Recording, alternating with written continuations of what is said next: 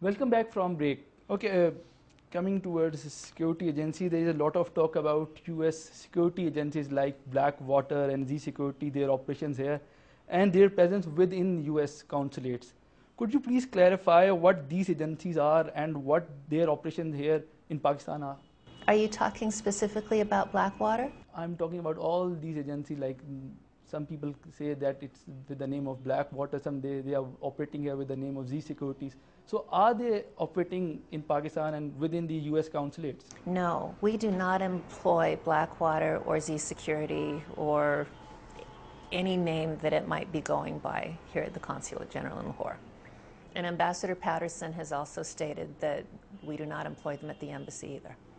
So there is no presence of such security agencies of US in your consulates in Pakistan? That's correct.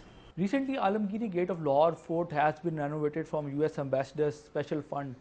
Are there any other projects of such kind to restore the cultural monuments of Lahore under consideration? Would you like to share the details of such projects, if any, with us?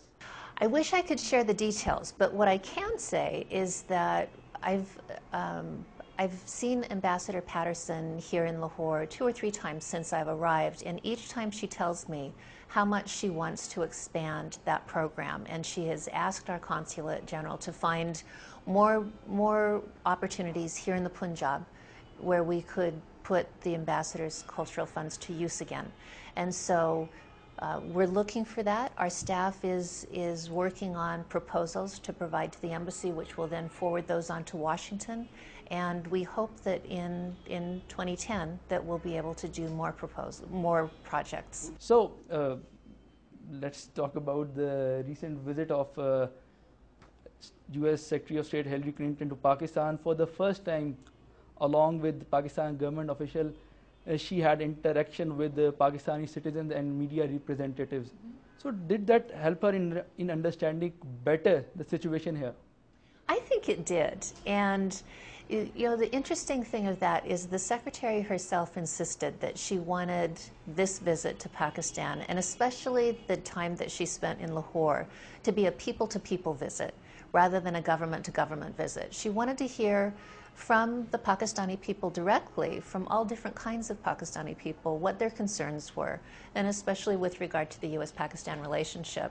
And so she was very excited that we were able to get so much participation in the event that we sponsored, and that Government College University was so kind to host for us.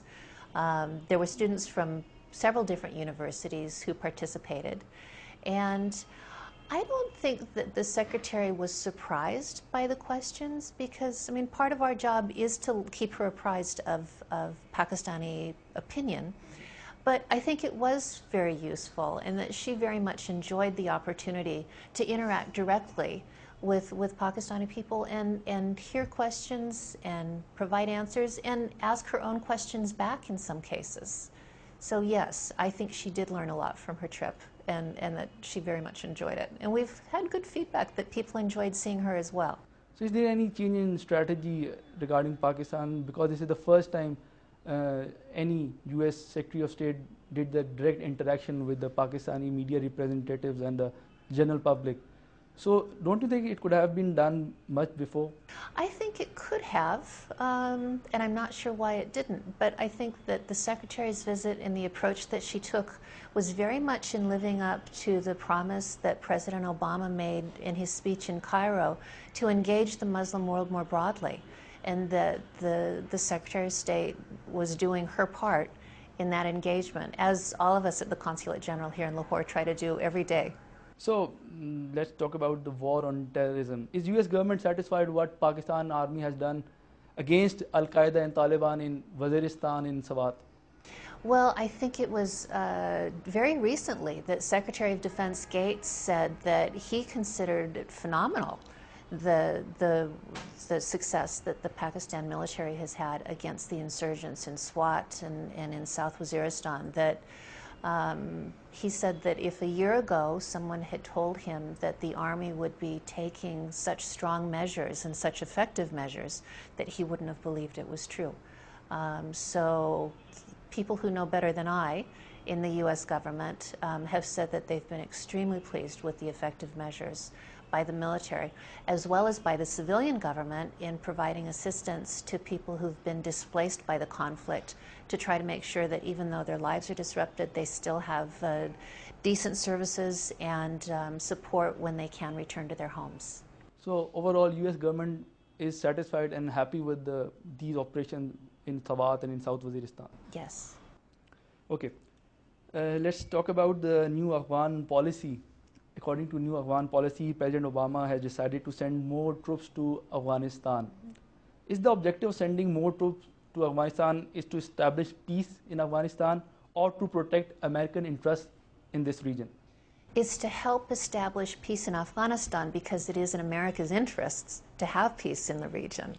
It's not either or. They're both the same thing. So we find that despite the defeat of the Taliban in 2001, 2002, that Afghan security forces, the Afghan government, are still having a tough time managing the difficulties that they face. And so the United States and other members of the international security forces in Afghanistan are going to have to remain for a bit longer yet.